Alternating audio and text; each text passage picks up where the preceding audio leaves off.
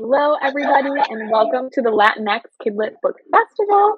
Do not forget to subscribe to the Latinx Kidlit Book Festival's YouTube channel for more educational resources.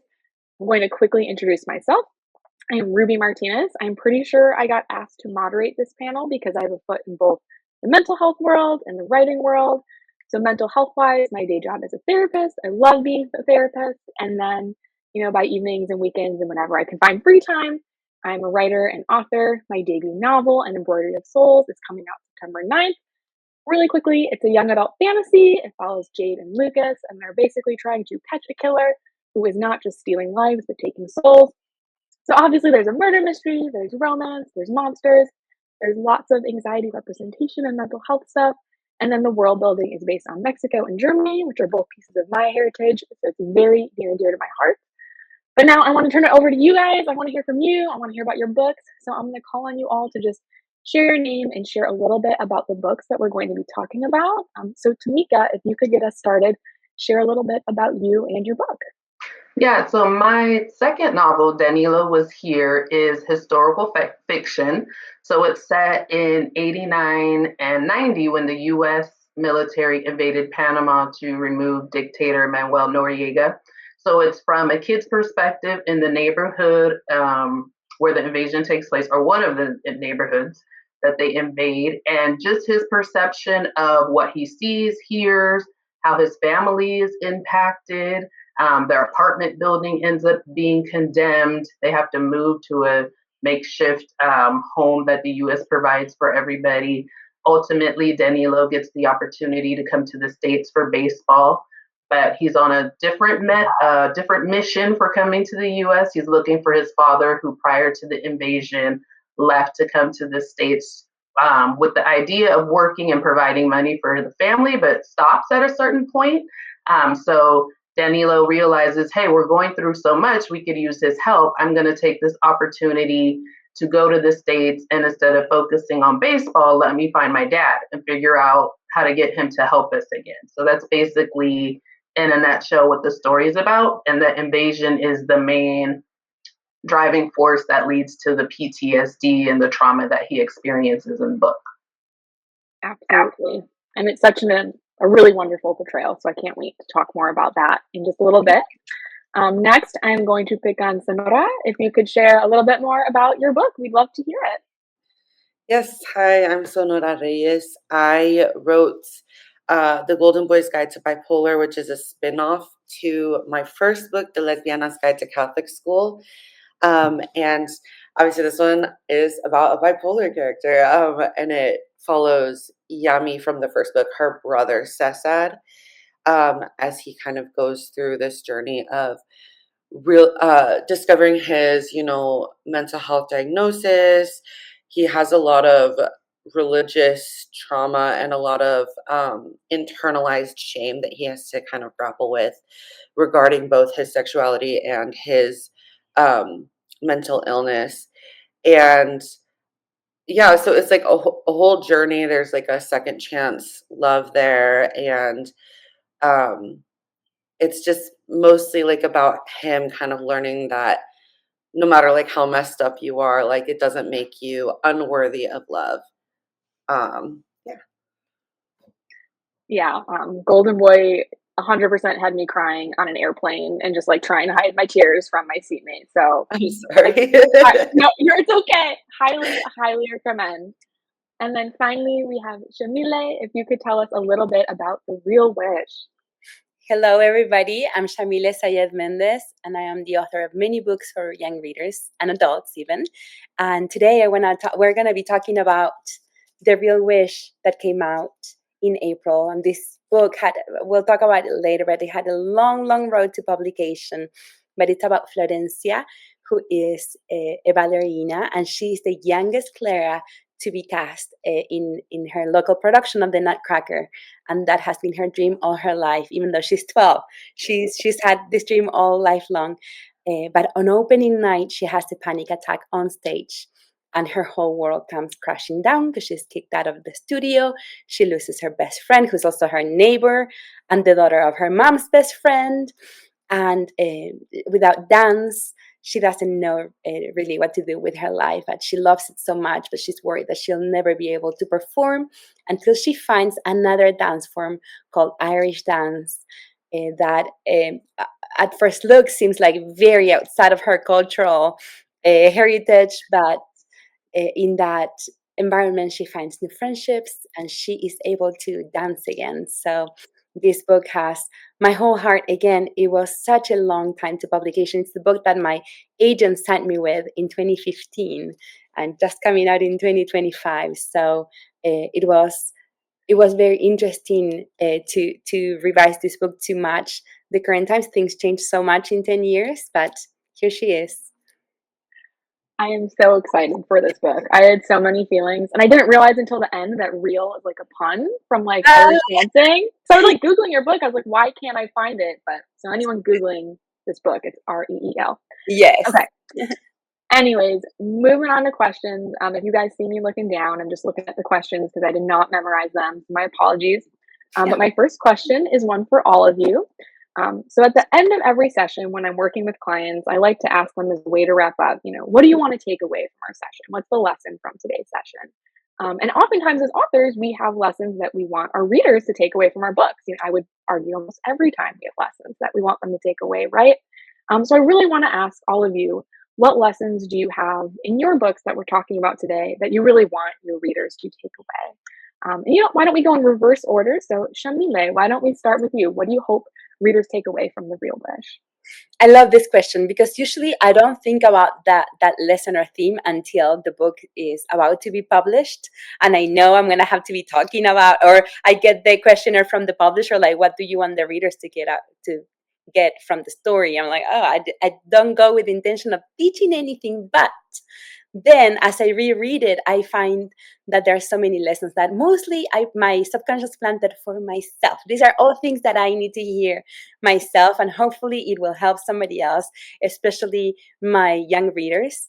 And one of those things that I would love for them to remember, even if they forget things and details like the name of the characters or like the plot or whatever, I want them to remember that it's okay to quit things that don't make you happy, even if it has been a dream of yours forever. It's okay to try new things, even if it doesn't seem like you have a right to do them because you're not from a specific culture. I'm not talking about cultural appropriation or anything, but doing it respectfully. I want them to know that it's important to ask for help, that we are so conditioned to hustle, to do things on our own, especially families who come from an immigration background or that or the first generations that have different opportunities that the parents didn't. They have all this weight on their shoulders, and I want them to know that it's okay to ask for help because it's a family endeavor to get opportunities, and it's a family endeavor to go through challenges as well. And I will say one more thing is that friends are life-saving, and that again, it's more than okay to cut off relationships that we have outgrown, or that people that don't vibe with us anymore, or we don't vibe with them. And sometimes friendship breakups are so difficult, but it's better to cut off those relationships that are not helping you in your life. I love all that. You probably saw me externally cheering to a lot of that. I was internally also cheering to all of that. All things I worked on with clients. I love that you are giving kids the chance to learn that at such a young age. Sonora, I'm going to go to you next. Please share a little bit about your thoughts on this one. So kind of actually echoing some of the stuff Yamile said already is that it's okay to ask for help. You don't have to do everything on your own. You don't have to and you'll be surprised a lot of the time that you aren't alone, even if you just try to be internal about everything. There are so many other people going through something similar. And we can go through it together. You don't have to shoulder everything on your own. I think the main thing that the message that I like when I first started writing this book that I already knew that I wanted people to get out of it was, I've always heard the phrase, and this is in the book, you can't expect anyone else to love you unless you love yourself first. And I always hated that phrase because I think that's so unfair. Everyone deserves love, and we are all working on it. And if you are in that struggle of like not there yet, if you can't love yourself yet, that doesn't mean that you don't deserve love from other people. That doesn't mean that you shouldn't that you shouldn't expect to be loved, because that is everyone deserves love. Like, we all need that. It's like a survival thing. Like, and so if you can't give it to yourself, it's okay to like want it from other people. That doesn't mean that you should use that as like a crutch and like not, work on yourself. But I just that was something that I wanted to kind of like tackle and combat in this book, because as like when I was in high school and stuff, I remember like feeling like because I didn't love myself then, I couldn't expect anyone else to love me, that no one would ever love me until I loved myself. And that just like made it so much harder to love myself, because if you feel like you're unlovable, then it's hard, like, so just accepting love from other people, even if you can't give it to yourself yet, it does help to get there. And eventually I love myself now. And so yeah, I just, there are steps to it. You don't have to have all or nothing. Like, yeah. Thank you, Sonora. Yes, I absolutely love that answer. That was definitely something that like came across as I was reading your book, and you completely stole my next question for you. So I'm gonna pivot later, but for now, you're good. You're good. Now, Tamika, I would love to hear your answer for this one.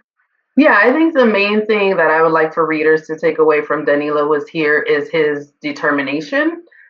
He deals with a lot stuff that most adults won't even go through. But not always with the best attitude, though. But he does keep going, and he keeps pressing forward and trying to figure out a solution. Always with the mindset of how can I help or be there for my mom and my little sister? How can I also, while doing that, how can I stay true to myself and figure out what I'm trying to do in life? So I think that's the main thing. I know a lot of readers aren't going to relate to the whole invasion thing, but they can relate to when we have our own issues and stuff like that. They can take from Danilo and basically like an inspiration of how he kept going through everything. Like, I always think of it as like gut punches that he experiences, how he kept going, and apply that to their own situations and their own lives. Yeah, he had so much perseverance, and it was incredible to watch and incredible to see. And even if we can't all relate to an invasion, I think trauma is something that's unfortunately pretty universal, and I think a lot of readers will see themselves in Danilo for that reason. Yeah. I'm going to briefly steal the spotlight and answer my own question. So I think there's a lot of lessons I want readers to take away, but the biggest one is right in the dedication of my book. And I dedicate it secretly to my husband. He doesn't know that yet, but I also dedicate it to the worry warriors of the world. And I want them all to take away, you are braver than you know, and you are more capable than you feel. I think a lot of times anxiety makes our threats feel bigger, but it also makes us feel smaller and feel like we can't face it and we're not big enough and it's too much. Um, and we usually can, right? We just have to do the thing scared. It's not fun to do it scared, but the more we do, the more we see like I am capable, I am brave, and I can do this. And so I was really excited to portray that in a fantasy novel because we get all the, very strong, and they are strong, but like really cool heroines who are like good with knives and fighting and stuff. And but I wanted to show someone who's a little more anxious, a little more awkward going through those adventures. So that was very exciting to me. All right, pivoting, I'm going to ask each of you now a question for you all specifically. Sonora, I had you lined up first. I'm going to take one of my backup questions because you already answered one of the other ones. So in The Golden Boy's Guide to Bipolar, you explore what it means to lead a full, happy, and meaningful life with a serious mental illness. This isn't a question with a simple answer or possibly even a answer, so maybe it's unfair of me to ask you, but I'm going to ask you anyways. So because it will be different for everyone, but while writing Golden Boy, what did you learn in this area? What do you think it means to live a full life with a serious mental illness? So I really do love this question because, like you said, it is different for everybody. And when I was writing this book, like I was fully in the throes of my mental illness. Like I was not in a good place, and I had a really hard time with this book because I wrote it as like I like it was like a lifeline for myself of like I needed to see someone who was in the throes of this, who was really going through it, get out on the other end okay. It doesn't mean you're healed completely. It doesn't mean that you no longer are mentally ill, but that like at some point you can have the tools and the support and the love and like you're enough healing on yourself that you can get through all of the everything that your mental illness throws at you. And I had a really hard time with it because I actually like I didn't know that I believed it at the time, and I was like almost trying to write it into existence. I back when Twitter was like, you know, A thing. a decent place. Mhm. I had posted a question to everyone because I was devastated. Like I in my family, psychosis runs in my family. So like anything like schizophrenia or psychotic bipolar, like psychotic depression, all these things, right? Mhm. And I am currently the only one still here who has it in my family, and so that was something that I really struggled with of like do I make it to old age, right? And I posted on Twitter, I was like, I need to know stories of people who are psychotic and old and they're thriving. Like tell me all the stories of these people that I don't personally know, right? And at first it was really difficult because like it didn't get a lot of attention at first. I actually had a therapist respond who was like, it's not possible actually. And that broke me. I was not in a place that I could hear that. And spoiler alert, it's not true. Like they were wrong. I don't even believe they were a therapist. They were probably just a troll. But so I just like I think I just deleted it at the time. I was like, okay, I can't do this. And then like a year later, I realized like I'm by no means old, but I am thriving now. And I was like, okay, like I can be an example of someone who is, I'm older than I ever thought I would be and I am living my dream. Like I'm telling stories for a living. Like this is what I wanted to do. And like so just knowing that like there's no yeah, so like I posted that and I was like, you know what, I am the example like for myself. That's okay if it's me. And then everyone else started like that one went viral and everyone started telling me all the stories of like everyone they knew who was like, their grandpa who has schizophrenia, who's like super doing great and like all these things like it is manageable and you can get to a place where you can manage it. And like right now I'm doing so much better. It doesn't mean I'm never going to be in a bad place again, but it does mean that I know how to like properly take care of myself when those things happen. Then I have a support system that I can rely on, and I have safety nets now. So like I think just going through that really like taught me that there are a lot of different ways that it can look like to thrive with serious mental illness. Giving you snaps. I love that answer. Oh my goodness.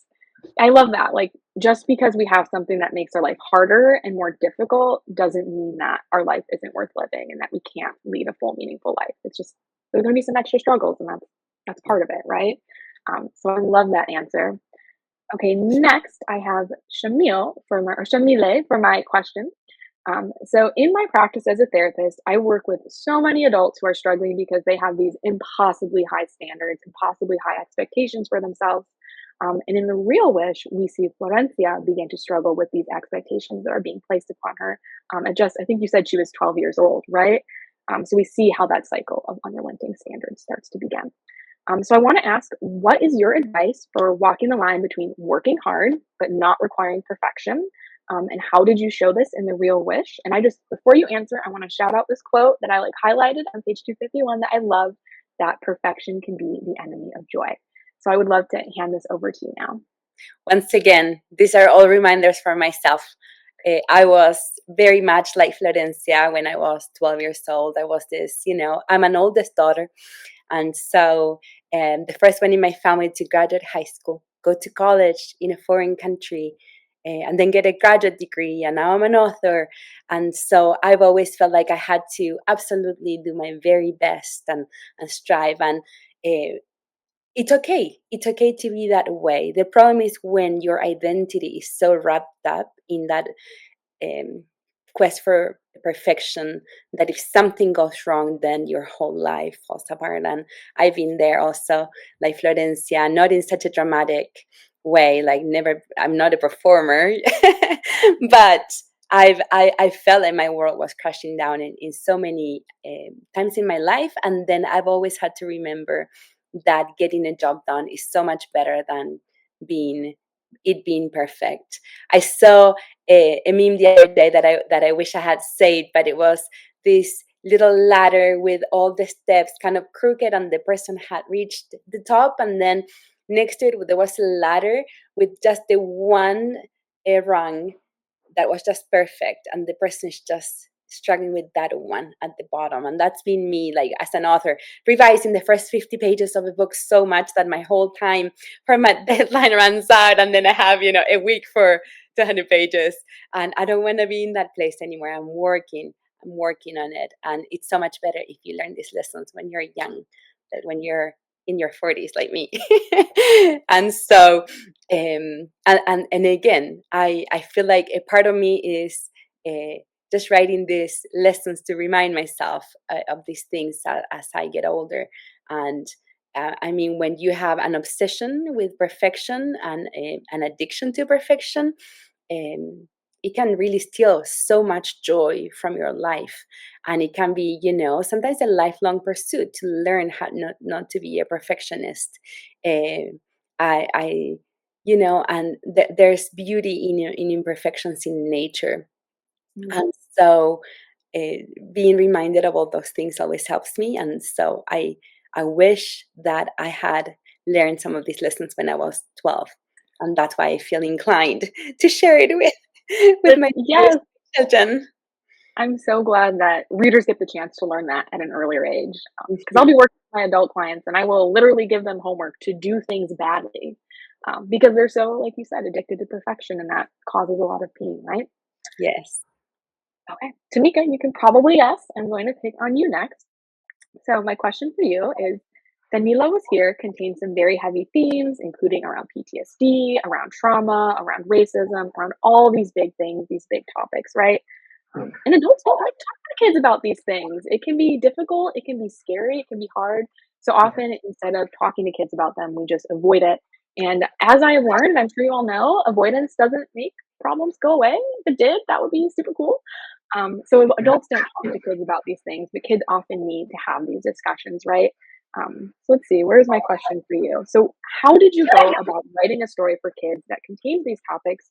And what does it mean to you that you get to share these themes with kids? So how did I go about it? I think I always knew. So the U.S. and Panama has I could write 5 books on different situations that have happened between the two countries. So I knew I always wanted to write something about the invasion. It's a lesser known historical event. It's still very polarizing. Some Panamanians feel like getting the dictator out of the country was a Panamanian issue and should have been handled within the country. Others feel we needed the US's help to get the job done. And overall, it's not talked about. In doing research for the book, a lot of Panamanian people that I spoke to who were adults at the time and knew what was going on are very hush-hush about it. Some are embarrassed. They look at it as like a black eye for the country.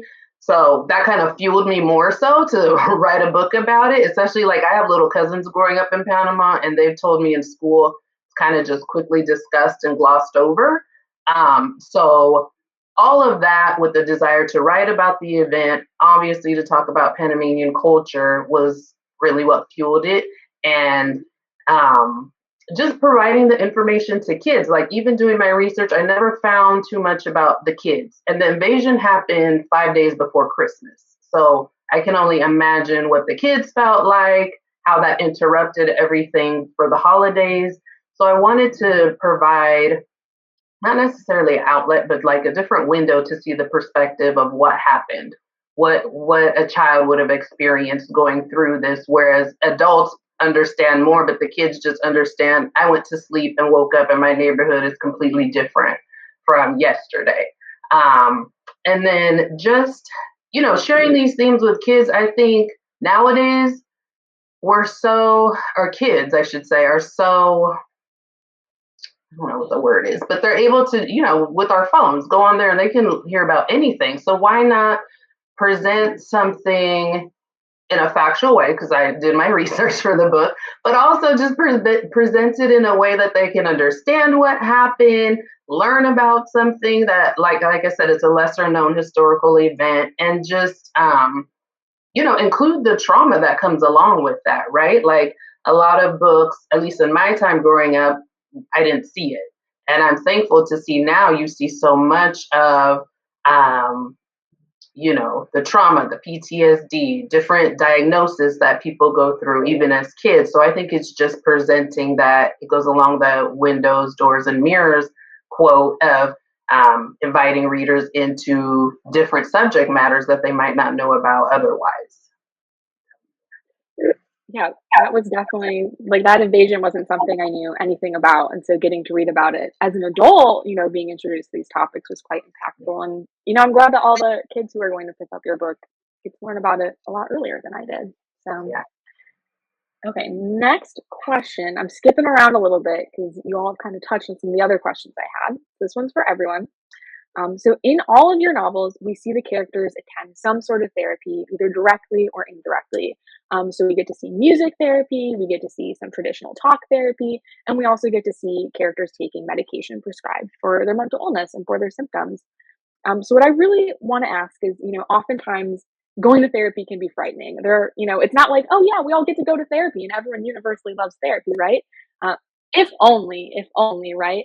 But it can be scary. It can be nerve wracking. But therapy can also be such a vessel for positive change and such a vessel for healing, right? And so I want to ask, what did you all consider as you portrayed therapy in your books? And what do you want young readers who are maybe considering attending therapy to take away, or what message would you like to pass on to them? So Tamika, why don't we just start with you, go the reverse way around? So please tell me what you think about this question. So I am a big advocate of therapy, adults, kids, whoever.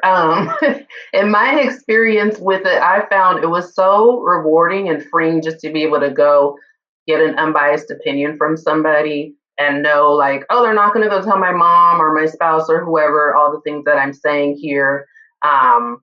And then just to, besides going to talk about people, but just my situations, to give that feedback and help me, figure out resolutions for certain things. So I think a kid struggling with the decision to go to therapy or not, I would just present it as, hey, you get to go talk to somebody and kind of unload all of the feelings that you're feeling. And it's kind of like what Danilo goes through in the story when he finally realizes, oh, I'm struggling with dealing with the invasion. Like I'm struggling with PTSD from it. And you see the change in him when he finally opens up and starts to speak about it. So I think that's a good example to show young kids, like, oh, okay, I'm dealing with something. I can get through it by communicating my feelings as opposed to keeping it bottled in. Absolutely. And not just communicating your feelings. I think it makes such a difference to be able to trust that the person you're communicating them with is going to receive it well. Because that can be re-traumatizing when they don't, and it can be so healing when they do. And hopefully a qualified, certified therapist is someone that you feel comfortable trusting to receive it well. I love that. And I loved getting to see the music therapy aspect for Danilo as well. Why don't we go to Yamile next? If you could share a little bit about therapy in your book and messages for kids and all the great stuff. Yes. So in my book, Florencia is always hesitant. She has a hard time warming up to Dr. Phillips, her therapist, who's an older grandma. But in the end, she warms up to her and she opens up, and it's so much better for her. She progresses in just leaps and bounds after she gives herself the chance to try some of the things, just in case they do work. I really do wish that every person had the opportunity to receive the kind of therapy they need. Unfortunately, as we all know, it's expensive. It's a privilege to be able to afford therapy. Sometimes some school districts will provide a therapist or different help, but with all these cuts that are happening or have been happening, it's a little more difficult. But if there is an opportunity to get some kind of help, I would love for young readers, especially, to be open to the possibility. There's so many different styles of therapy, like you mentioned, Ruby. There's horse therapy. I talk about horses in my horse country series, how they're so healing.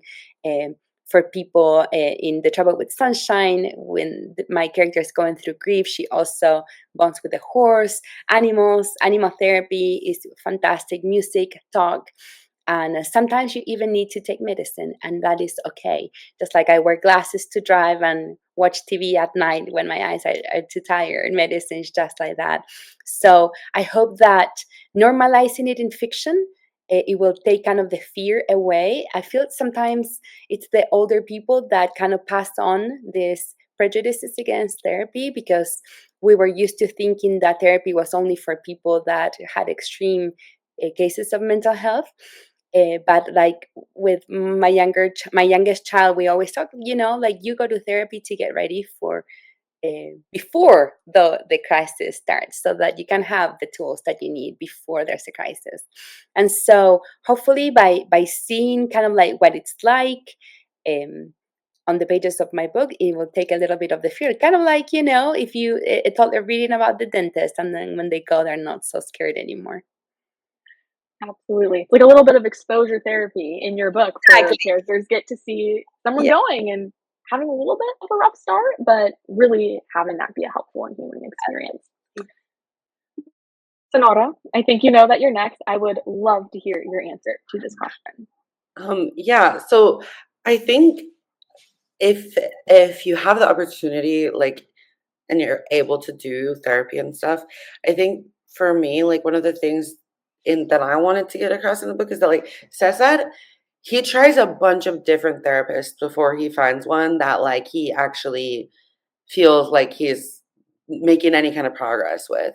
So, uh, like, as the advice earlier of, like, it's okay to quit, like, not necessarily like quit in general trying to get better, but you can switch therapists if a therapist is not helping you, if they are like, if it doesn't feel right, like, you can switch, like, you can try somebody else and just see.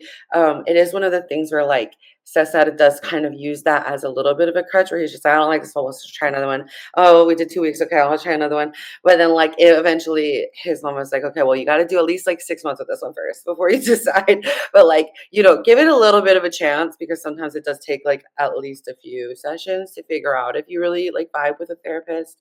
But once you like really know if they're right for you, like, it's okay to try like something different if it's really not working. Not every therapist is a good therapist, unfortunately. And not every good therapist is a good therapist for you.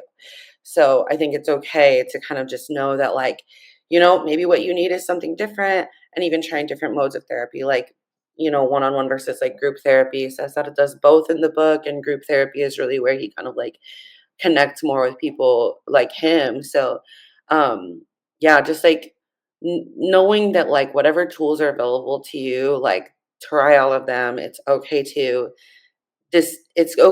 admit if something isn't going the way that you want it to go, or like if a therapist like is like rude, or if they like, whatever, like, not that you can just like any like, one strike and gone, but like, it's okay to like acknowledge that it isn't always going to be like a perfect fit. And I think a lot of people will write off therapy as a whole just because, like, the first therapist they tried wasn't right for them. And I think it's okay to have like that experience and then try it again with somebody else. So, You just stole my thunder. I was I'm gonna so say sorry. exactly that. Like, now what do I say? But no, from a therapist point of view, I agree with everything that has been said. And to echo what Sonata said, it is absolutely okay to be an advocate for yourself if your therapist isn't the right fit for you. Um, Clients are often scared, like, oh my gosh, like, what if I hurt my therapist's feelings? Like, what if I tell them I want a new therapist and then they hate me? It's okay. You are not going to hurt our feelings. As professionals, what we want most is for you to get the treatment you need. And if you're not getting that with us, that's okay. We'll make a referral. And if your therapist is acting like a butt about it, then they're not a good provider. And it's a good thing that you're finding a new person. But yeah, therapists, yeah, I don't even need to say anything else. You literally took the words out of my mouth, like the exact sentences, like thunder stolen, thunder gone. But I see that we are getting about to our time. So I want to thank all of you guys for your wonderful answers, for your wonderful considerations. I wish we had so much more time. I have like 20 more questions, and I want to hear all of your thoughts because you're all such smart, insightful, cool people. But alas, we are getting that time, and I want to be respectful. So I will close us out with thanking you all for being here. I want to thank all the students and all the kids and all the teachers for attending and listening. So thank you everyone for attending the Latinx Kidlit Book Festival. Thank you.